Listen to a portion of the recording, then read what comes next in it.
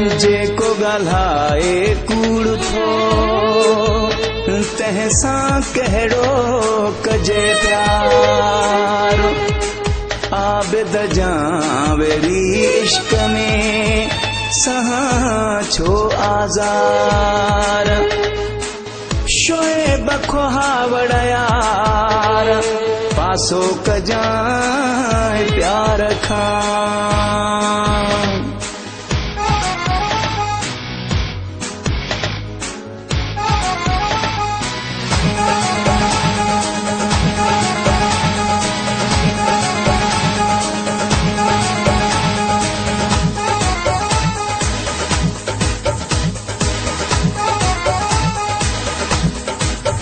कूड़े माण्हू असां मां प्यार छो कयां। कूड़े माण्हू असां मां प्यार छो कयां। कूड़े माण्हू असां मां प्यार छो कयां।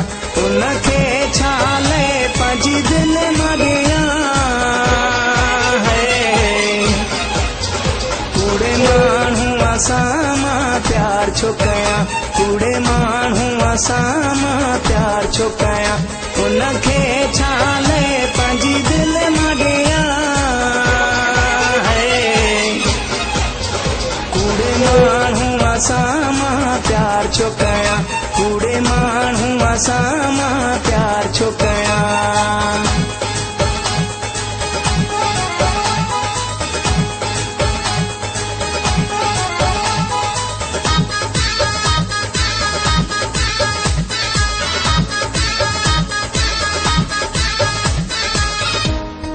एहसान चना इश्क जो थी चक्कर अणागो। रियाज़ कोलाची हिते आमर कण महागो। गिला जो गांघो खणो पवंदी ख़ैर सां।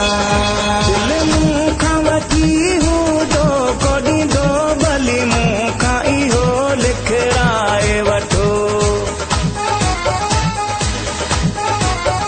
दिल मूं खां वठी इहो धोखो ॾींदो भली मूं खां इहो लिखराए वठो। ईअं न थिए त पोइ ॾंड मां भरियां। कूड़े माण्हू असां मां प्यार छो कयां। कूड़े माण्हू असां मां प्यार छो कयां। उनखे छा ले पंहिंजी दिलि मां ॾियां। कूड़े माण्हू असां मां प्यार छो कयां। कूड़े माण्हू असां मां प्यार छो कयां।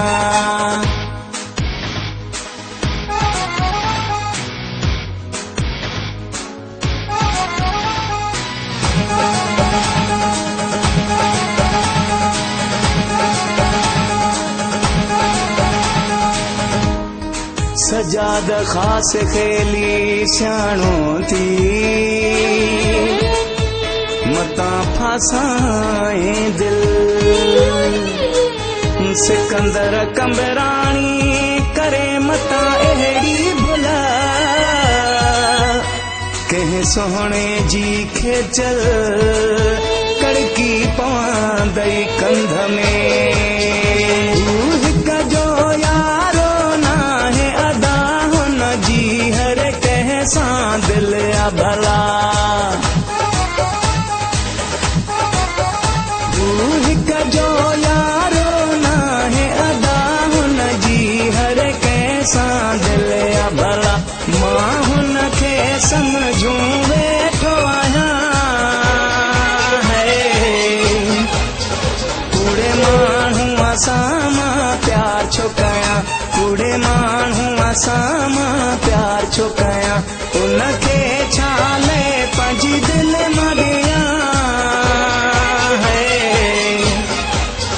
कूड़े माण्हू असां मां प्यार छो कयां। कूड़े माण्हू असां मां प्यार छो कयां।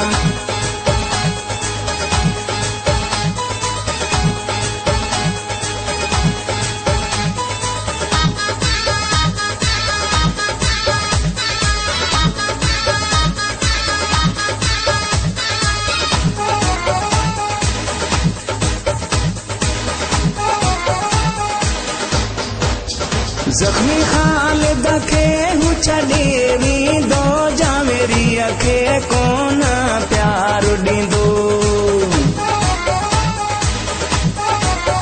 ज़ख्मी ख़ालिद खे हू छॾे वेंदो जावेरी खे कोन प्यार ॾींदो। हुन जी हरकत खां बात